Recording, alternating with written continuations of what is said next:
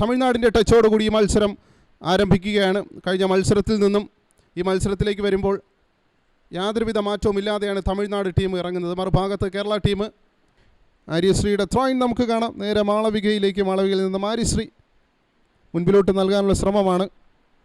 അവിടുന്ന് ഷിൽജി ഷാജിയിലേക്ക്, ഷിൽജി നല്ലൊരു ബോളാണ്. അലീന ടോണിയിലേക്ക്, അലീന ആൻഡ് ഓഫ് ഗോൾ കീപ്പറുടെ ബ്യൂട്ടിഫുൾ സേവ്. അവിടെ സൗമ്യയുടെ ഒന്നാം തരം സേവ് നമുക്കവിടെ കാണാൻ കഴിയുന്നു. ഇത് വിങ്ങിൽ കൂടി സൗപർണികയുടെ മുന്നേറ്റമാണ്. ലോർഡ്സ് ഓഫ് എ കൊച്ചി താരം കൂടിയാണ് സൗപർണിക. ഇവിടെ ഷിൽജി ഷാജി സമീപത്തായുണ്ട്, അലീന ടോണി ഉൾപ്പെടെയുള്ള താരങ്ങൾ സമീപത്തായുണ്ട്. വീണ്ടും ഷിൽജി, നല്ലൊരു മുന്നേറ്റമാണ്. ഷിൽജി കട്ട് പാസ് കൊടുക്കാം. ഇത്തവണ പോസ്റ്റിൽ ഇടിച്ച് തെറിക്കുകയാണ്, പാസ് കൊടുക്കുന്നില്ല, ഡയറക്റ്റ് പോസ്റ്റിൽ ഷോട്ട് എടുക്കുകയാണ്. അവിടെ ഒന്ന് പാസ് കൊടുക്കണമായിരുന്നു, എങ്കിലും നല്ല തീരുമാനം തന്നെയാണ്. അത് പോസ്റ്റിൽ ഇടിച്ചാണ് അത് ചെറിയ ആശയക്കുഴപ്പങ്ങളൊക്കെ ഡിഫൻസീവ് ഏരിയയിൽ ഉണ്ടെന്ന് എന്തായിരുന്നാലും വ്യക്തമാണ്. ഫൗൾ വിസിൽ വിളിക്കപ്പെടുകയാണ്. ആര്യശ്രീയാണ് ഫൗൾ ചെയ്യുന്നത്. സോ എനിക്ക് തോന്നുന്നു പെനാൽറ്റി ആണെന്ന് തോന്നുന്നു. പെനാൽറ്റി സ്പോട്ടിലോട്ടാണ് കൈ ചൂണ്ടുന്നത്. 22ാമത്തെ മിനിറ്റിൽ പെനാൽറ്റി വിധിക്കപ്പെടുകയാണ്.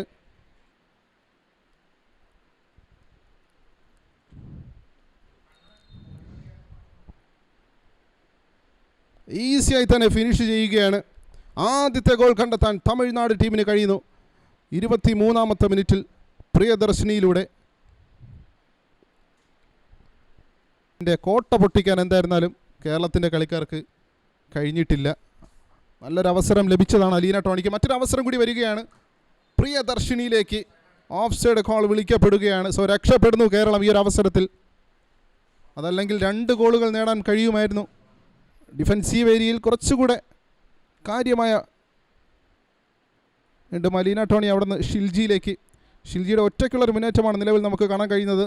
4 താരങ്ങൾക്കിടയിലൂടെയാണ് ഷിൽജി ഷാജിയുടെ മുന്നേറ്റം. വീണ്ടും മാളവിക പിയിലേക്ക്. മാളവിക ഒരല്പം സ്ലോ ആവുന്നു, എന്നിട്ട് വലത് വിങ്ങിൽ കൂടി നല്ല വേഗത്തിൽ പോകണം മാളവിക ആൻഡ് രക്ഷപ്പെടുന്ന തമിഴ്നാട്. പോസ്റ്റിൽ തട്ടിത്തെറിക്കുകയാണ്. മാനസ കുറച്ചുകൂടെ സ്പീഡിന് ആ ബോൾ കൊടുക്കണമായിരുന്നു. വീണ്ടും അലീന ടോണിയിലേക്ക്. അലീനയിൽ നിന്നും അശ്വിനി MRലേക്ക്. അശ്വിനി സെലക്ട് ചെയ്യപ്പെട്ട ഗോൾ കീപ്പർ കൂടെയാണ് ആരതി. ആൻഡ് ബ്യൂട്ടിഫുൾ പാസ്സാണ് അവിടെ മാളവിക നടത്തിയത്. ഷിൽജി ഷാജിയിലേക്ക്. ഷിൽജി ഒരു പവർഫുൾ ഷോട്ട് എടുക്കണം. യെസ്, ഒന്നാം തരം ഷോട്ട് തന്നെയാണ്.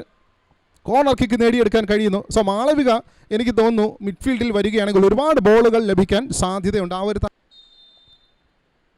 ഒന്നാം പകുതിയുടെ വിസിൽ വന്നു കഴിഞ്ഞിരിക്കുന്നു.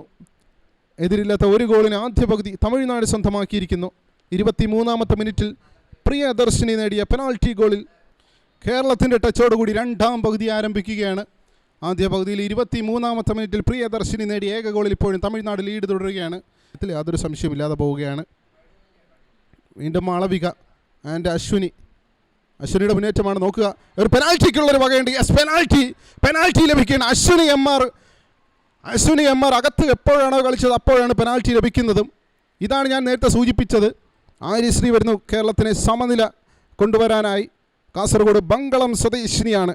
കേരള ഫുട്ബോൾ അസോസിയേഷൻ്റെ കഴിഞ്ഞ വർഷത്തെ ഏറ്റവും മികച്ച താരത്തിനുള്ള പുരസ്കാരം നേടിയ വ്യക്തി കൂടിയാണ് ആര്യശ്രീ. യെസ്, ഈസിയായി തന്നെ ഫിനിഷ് ചെയ്തുകൊണ്ട് കേരളത്തെ മുന്നിലെത്തിച്ചിരിക്കുകയാണ് ആര്യശ്രീ. ഗോൾ കീപ്പർ ആദ്യം ഒന്ന് സേവ് ചെയ്തെങ്കിലും രണ്ടാമത് ഈസിയായി തന്നെ ആ ബോൾ റിസീവ് ചെയ്തുകൊണ്ട് ഒരു തിടുക്കവും കൂടാതെ ഈസിയായിട്ട് ഫിനിഷ് ചെയ്തുകൊണ്ട് കേരളത്തെ പന്തുമായി മധുമതിയുടെ മുന്നേറ്റമാണ്. ഒരു നല്ലൊരു ചാൻസ് അവിടെ ഒത്തു വന്നിട്ടുണ്ട്. കേരളത്തിനെതിരെ തമിഴ്നാട് 2ാമത്തെ ഗോൾ നേടിയിരിക്കുകയാണ്. 79ാമത്തെ മിനിറ്റിൽ അടിക്ക് തിരിച്ചടിയാണ് അവിടെ തമിഴ്നാട് ടീമിൻ്റെ. ഒരല്പസമയം മാത്രമേ ആയിട്ടുള്ളൂ സമനില കൊണ്ടുവന്നിട്ട്. ഷിൽജിയുടെ ലോങ് ബോൾ വരികയാണ്. നല്ല തീരുമാനമാണ്. യെസ്, നല്ല ചാൻസാണ്. ഇത്തവണയും ലോങ് ബോളുകൾ നൽകിയെങ്കിൽ ആ ബോൾ ലഭിക്കാതെ പോവുകയാണ്. മീനാക്ഷിക്കാണ് ആ ഒരു ചാൻസ് അവിടെ ഒത്തു വന്നത്, പക്ഷേ മീനാക്ഷിക്ക് ബോൾ ലഭിക്കാതെ പോവുകയാണ്. വീണ്ടും അശ്വിനി MR എൻ്റെ ആര്യശ്രീ മുൻപിലോട്ട് എത്രയും പെട്ടെന്ന് ബോൾ നൽകേണ്ടതാണ്. ആദ്യത്തെ സമനില ഗോളിനായി ഇനിയും കാത്തിരിക്കണം. മാളവിക നല്ലൊരു പാസ്സാണ് മീനാക്ഷിയെ തേടി വരുന്നത്.